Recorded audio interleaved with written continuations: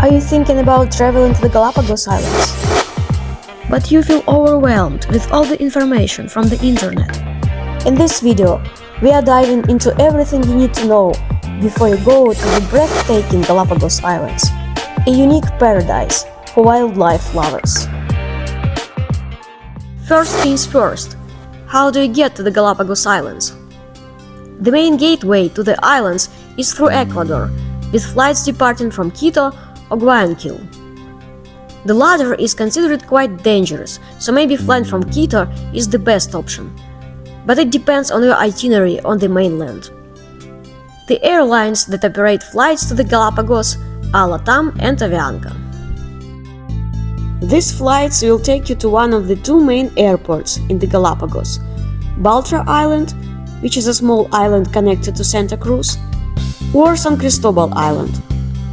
If you are planning on visiting several islands, it makes sense to arrive to San Cristobal and have a returning flight from Santa Cruz, or vice versa. We had a flight from Quito operated by LATAM, and it had a short stop at Guayaquil Airport, but people who were traveling to San Cristobal Island did not even have to leave the plane. The flight from Quito took us about 4 hours to get to the Galapagos Islands. Another option to get to the Galapagos Islands is a ferry or a cruise from Guayaquil, but it takes 3 days to get to the islands by sea. By the way, you need to have a returning ticket before entering the Galapagos, as the Ecuador government wants to keep the Galapagos Islands a unique place and strongly regulates temporary and especially permanent residency here. Even though the Galapagos Islands are a part of one Ecuador country, it's not easy to get permanent resident status on these islands, even for mainland Ecuador citizens. Before you can explore this natural wonder, there are a few entry requirements and fees to keep in mind. First, you need a transit control card, which you can get at the airport in Quito or Guayaquil for $20 payable in cash. Don't throw away the transit control card. You will need to return it once you get back from the islands to the mainland. This card is a mandatory requirement for entering the Galapagos and helps the authorities track and control visitor numbers to protect the island's fragile ecosystem. A quick tip: make sure to arrive at the airport at least 2 hours before your flight. This is crucial because there is usually 20-30 minutes line for buying a transit control card.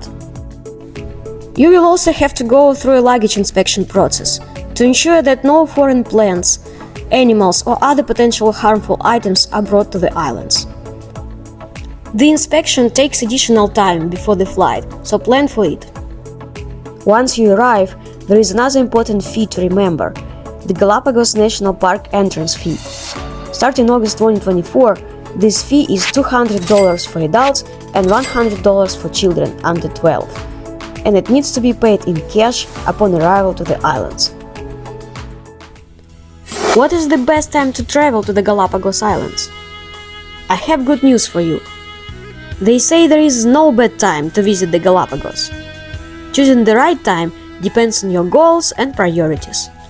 So let's see what time might work best for you. As the Galapagos Islands are close to the equator, there are only 2 seasons. The first one, warm and wet season, lasts from December to May, and the other one, cool and dry season, goes from June to November.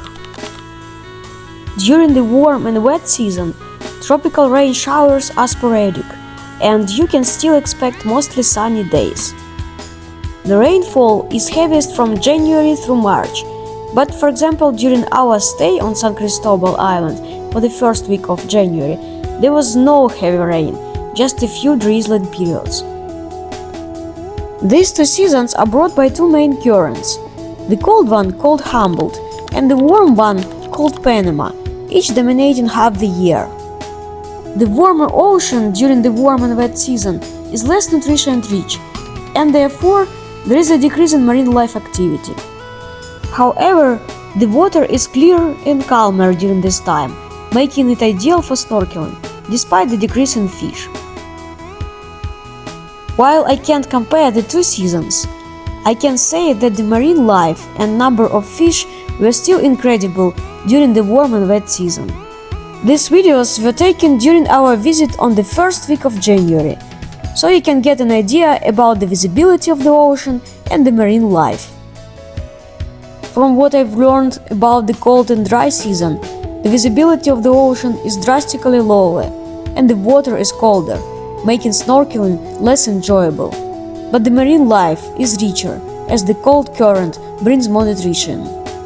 However, the advantages of visiting the Galapagos during the cold and dry season are lower prices, cooler temperatures if you don't like hot weather, and even having a chance to see a mating ritual of the blue-footed boobies. One of the most important things to remember is to bring enough cash. By the way, the local currency here is the US dollar. Some transactions on the islands are cash only, including the Galapagos National Park entrance fee, as I mentioned earlier. Many places, especially smaller vendors and tour agencies, may not accept credit cards due to limited connectivity. And even if they accept credit cards, they often charge an additional transaction fee. This fee can be as high as 7%, significantly adding to your expenses. If you happen to arrive without sufficient cash, there are ATMs available in larger towns on San Cristobal and Santa Cruz Islands. But these ATMs may have limited availability and may sometimes run out of cash, especially during peak tourist seasons. As per my experience, we spent around $1,000 per person for 5 days on San Cristobal Island, including the hotel accommodation. We did not have enough cash with us and could not get money from the ATM, so we paid additional fees when using credit cards in most cases. Also, it was hard to find a tour agency that would accept credit cards. With cash, it could be cheaper and easier. Don't repeat my mistakes. One of the main decisions to make for your trip to the Galapagos Islands is whether you want to go with a cruise or travel on your own. When I researched the prices for cruises online, the starting point was $4,500 per person for a 5-day cruise at Christmas-New Year time from Santa Cruz Island. It was way too much than I was willing to pay. You may try to catch a last-minute cruise, but in this case remember to fly to Santa Cruz Island. This is where all the cruises are departing from. People say that the last-minute deals for the cruises can be very attractive. But if you don't have a budget for a cruise, don't worry, you can totally do it by yourself. Santa Cruz Island is connected to Isabela, Floriana and San Cristobal Islands with ferries. Ferries operate daily, typically departing in the morning and afternoon. A one-way ferry ride usually takes about 2-3 hours, and it's wise to book your tickets a couple days in advance. The price for a one-way ferry is $35–40. In addition to a ferry connection, there are flight connections. The flights are operated between Santa Cruz, Isabela and San Cristobal Islands. The prices start at $220 and the duration of the flight is 40–45 minutes. And the third option, a lazy one, is to hang out on one of the islands, which might work if you don't have more than 3–4 days for the Galapagos Islands, like me. Whatever option you choose, I believe you will enjoy your trip, and I hope this video was useful for you.